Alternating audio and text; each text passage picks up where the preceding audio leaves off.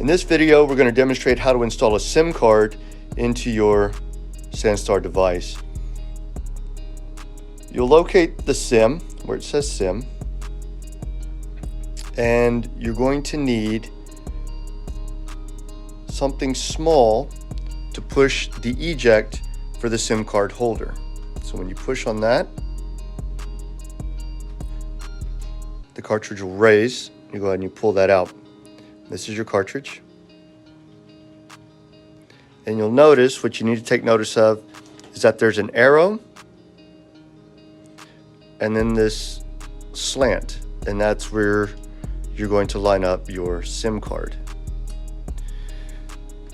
When you purchase your SIM card, you're going to want to pull out the larger SIM card.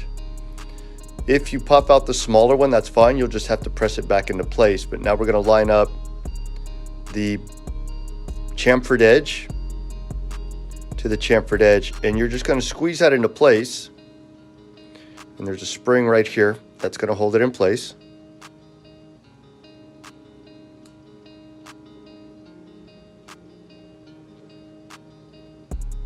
And you'll know it's in place because it won't fall out.